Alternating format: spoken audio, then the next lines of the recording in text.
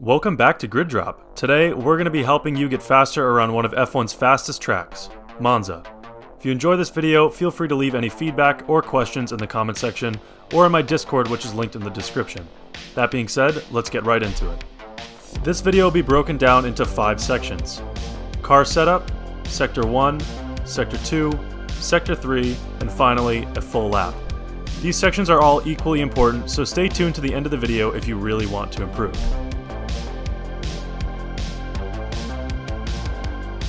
So here's the setup I run at Monza. Feel free to pause the video and screenshot this if you want to try out this setup on your own.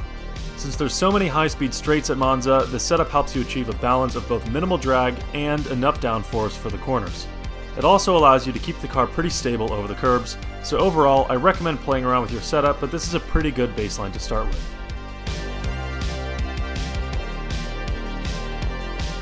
At Monza, your footwork is going to be key. This track is all about braking and throttle control. Heading into turn 1, keep an eye out for the meter boards on the left-hand side.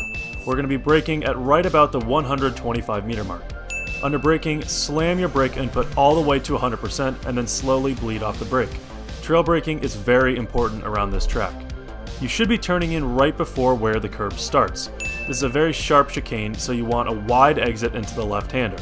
Now, slightly mount the right-hand curb, and once you're on it, quickly but smoothly switch your steering input to a hard left. You want to slightly mount this left curb too, but be careful about both of these curbs. It's very easy to lose the car here if you take too much of them. Exiting the chicane, try to use as much of this exit curb as possible. It's very skinny, so it's pretty easy to dip a tire into the grass here. Also, be slow and steady on your throttle. This is a very popular place to spin out, so make sure you're being smooth when accelerating. Sector 1 is pretty quick, so let's take a look at this at full speed.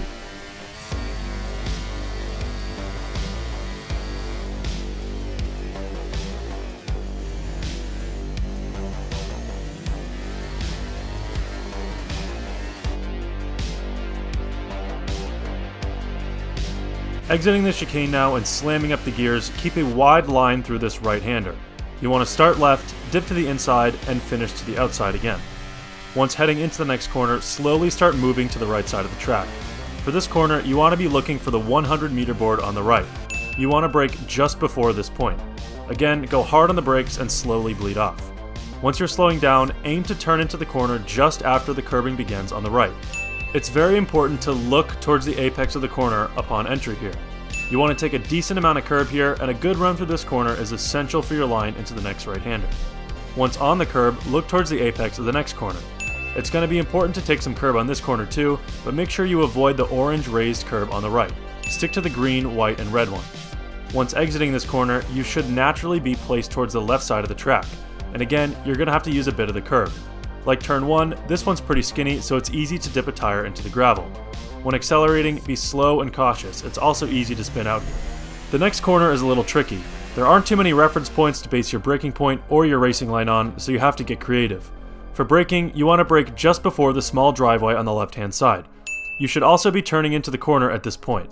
1 or 2 downshifts is ideal here. Anything more is too slow. Stick to the right-hand wall, but be careful of the curb here, as this one can destabilize your car. Once mid-corner, start accelerating again, but make sure to do it smoothly. On exit, look towards the left-hand exit curb. You should be placing both of your left wheels on this curb. This one's pretty forgiving, so don't worry if you use a lot of it. The next corner is similar. There isn't too much to base your line off, so brake just after the 50 meter board on the left and turn in right away. You want to use the curb here, so aim your front right toward it. You can be decently aggressive on the throttle here once exiting, as the left-hand exit curb extends the track for you. Use this curb as well. Now we're heading on to the straight. So that's a look at Sector 2 broken down. Now let's see it at full speed.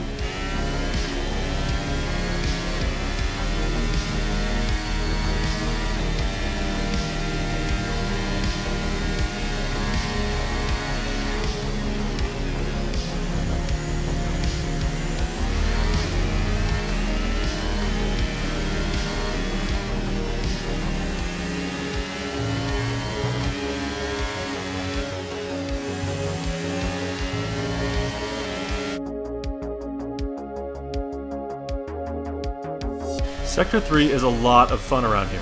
The upcoming corner is a high-speed left-hander, but you have to be pretty diligent on the brakes. Approaching the corner, look for the 100-meter board on the right. You want to brake just after this point. Once braking, turn into the corner immediately. You want to use as much of the curb as possible here, as it sets you up nicely for the next right-hander. Once mid-corner, stomp the throttle down and aim towards the white line on the next corner. It's possible to use the curb here, but sometimes it can shake you up, so I recommend staying off this one for the most part. Once mid-corner, keep a wide, sweeping line to the left. Cutting the upcoming curb on the left-hand side is a horrible idea, and it's super likely to throw you off the track. Aim your front left as close to the curb as you can, but make sure to avoid it. On exit, use the right curb on the right-hand side. This one is generally pretty safe and does a good job of extending the track. It's important to note that you can be pretty aggressive on the throttle here, as you're already maintaining grip. Onto the straight now, and we're approaching the final corner of the lap. Nearing the corner, look for the 50-meter board on the left. You want to brake just after this point and start turning in very shortly after. This right-hander is a long one, so try to have a wider line and a later apex. You want your apex to be after this big Qatar Airways sign on the right. Don't use the curb here, as there's no real benefit in doing so. Once you've reached the apex, be aggressive with the throttle and start aiming your front left towards the green surface beyond the track. When exiting, you want to use a little bit of this surface, but not more than half your car's width. Now you should be fully accelerating, and that's a full lap done. Let's take a look at Sector 3 at full speed.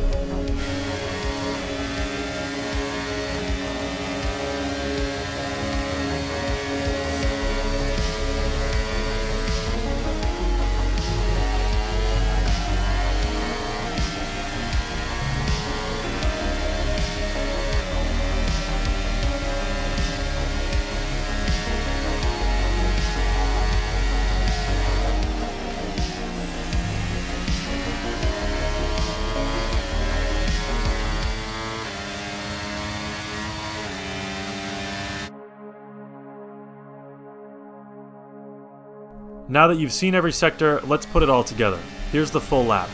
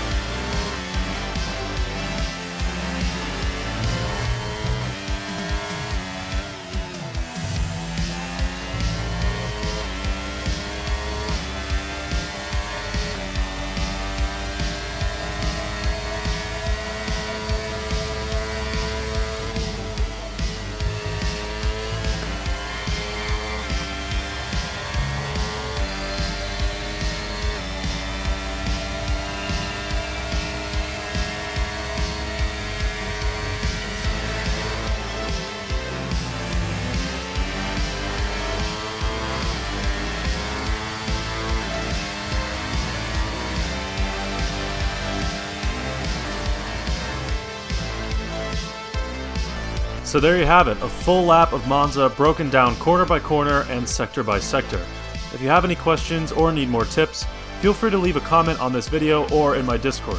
Also, let me know if you want to see more track guides, and if so, which ones would you like to see. So if you made it this far, thank you very much for watching, and I'll see you in the next one.